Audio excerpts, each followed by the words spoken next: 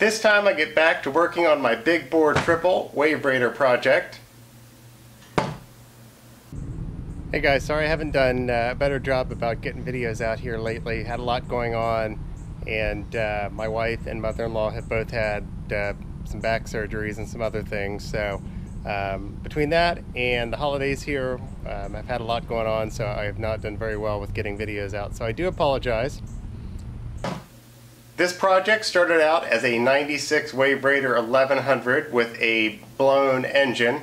The number 2 cylinder was bad after it dropped an oil line and scarred that all up. So bringing you up to speed on everything I've done so far, I had the cylinders bored out 3 millimeters over. They're now 84 millimeter pistons, and so that brings this up to roughly 1200 cc's of displacement.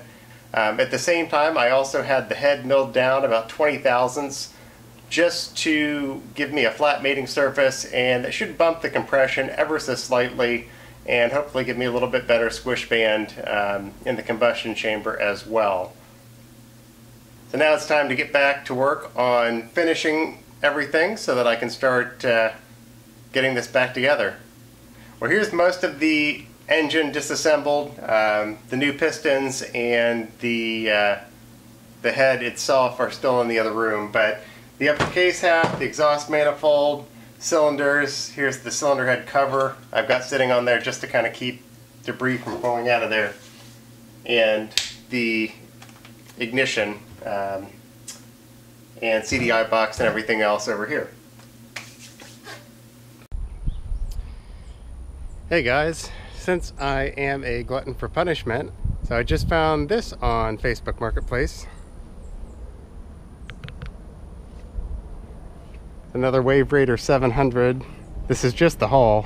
This was actually free, so all it cost me was about a gallon or 2 of gas to go pick it up. So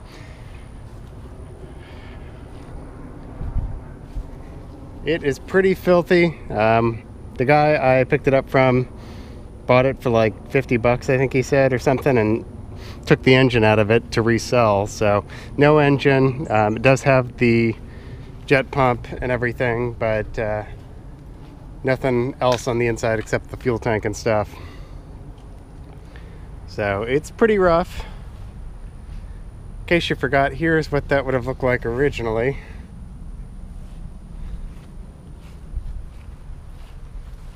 Even that one's not perfect, but it's much cleaner than than this one. So we'll see what I can do with it here. If I can get it cleaned up well enough, then my plan is to drop the 1100, 1200 motor build, put that engine in this hull, because the purple hulls are 100 and something pounds lighter than the later hulls that were all some kind of composite. These are fiberglass, so they're a lot lighter. So we've got the original 1100 hull over there. This one here, I got a collection going now. This is actually a little worse off than I thought it was, so I may end up sticking with the 1100s hull and just throwing this away or taking off whatever parts I can salvage, but we'll see how it goes. So I have decided here I'm definitely going to use the purple hull that I drug home. After moving both this one and the 1100 around the yard, I can feel the difference in the weight, so it's definitely going to be worth it to save it and put the bigger engine in this hull. So I'm going to try to clean it up now with the pressure washer and see how that goes.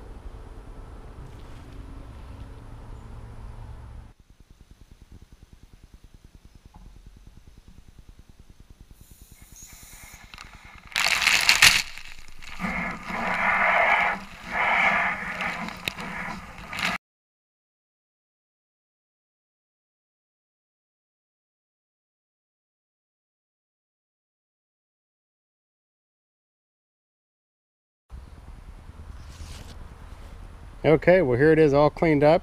I am actually pretty surprised at how clean this came out with the pressure washer and just some bleach. I went ahead and threw the seat on there from the 1100 just because it looks a lot better than the seat that came with this.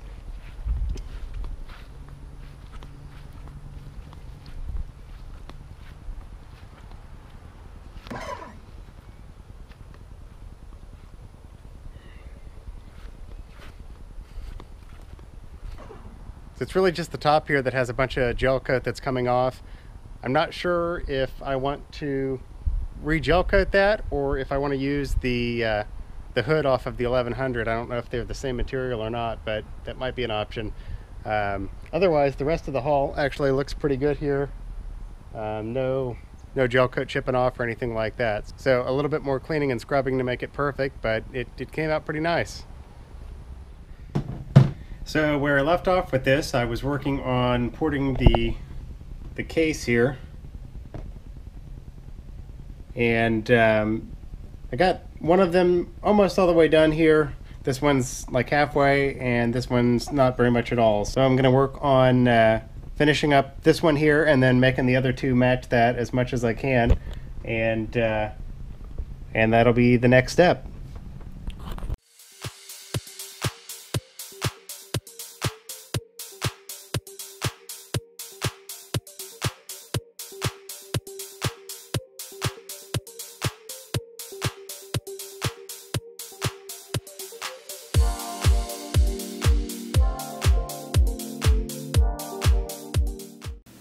Okay, so I think I'm pretty much done with the porting that I'm going to do on the upper half of the case here.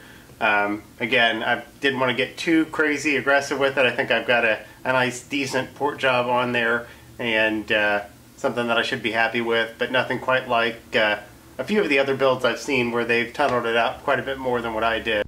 So here's what it looks like. Or I'll turn it the right way there.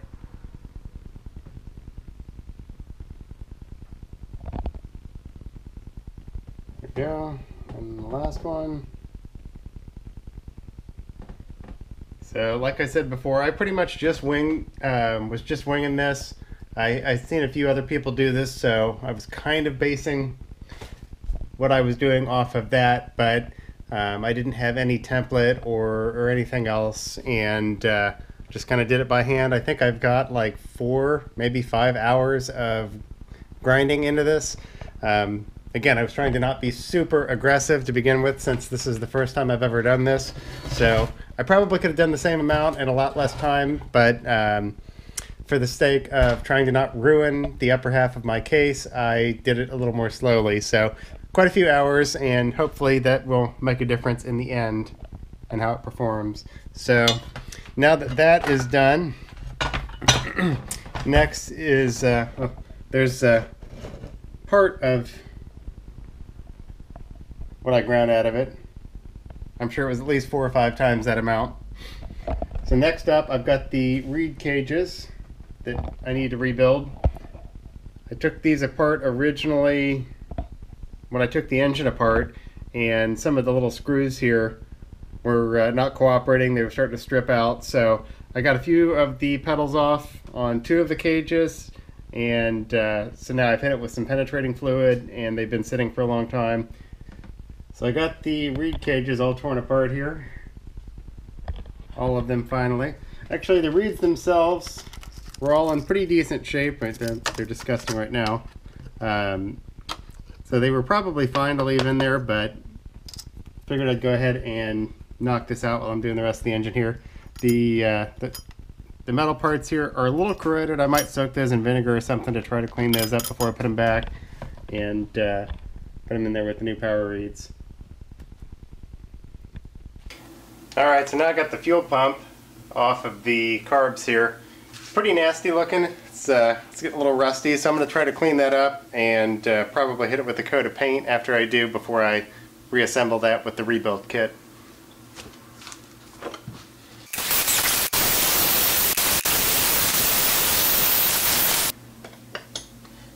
So here's the fuel pump after I stripped everything down.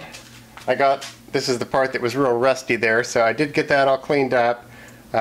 This has not been rebuilt yet, it's just put back together temporarily so that I could strip it all. So, so that's ready to get reassembled with new gaskets and diaphragms, and then once that's done, I will hit that with a coat of black paint. So that'll be in the next video. Alright, so here are my machine cylinders set up for 84mm pistons. So just one other thing I need to do here, and that is chamfer the ports there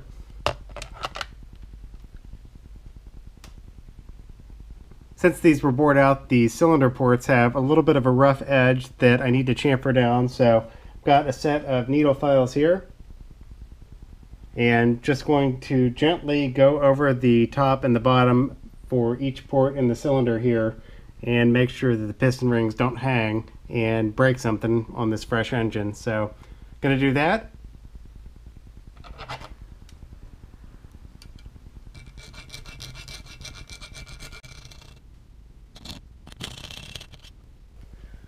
So I just pulled the electronics out of the 1100 hull here. Pretty disgusting. So I'm going to work on cleaning that up.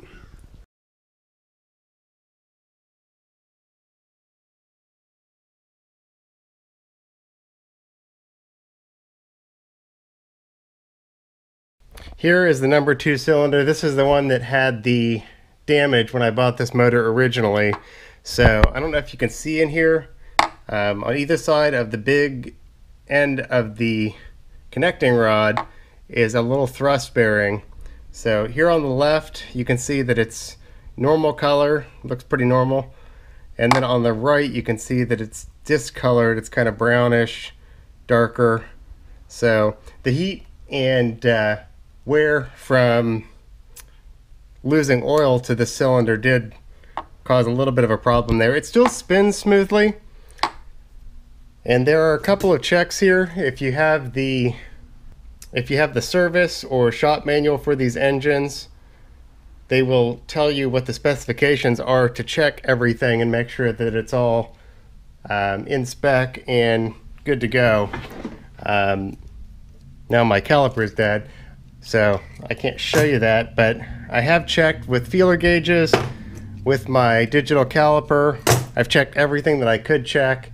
There's also run out, how much deflection there is when the crankshaft spins over. That requires some tools that I do not have, some V-blocks and a dial indicator.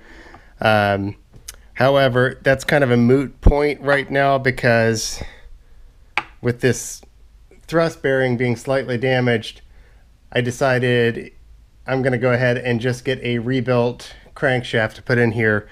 Everything that I could check is pretty much within spec. The clearance for this bearing here is almost at the almost outside of the range for what's acceptable, so it's on the high end there.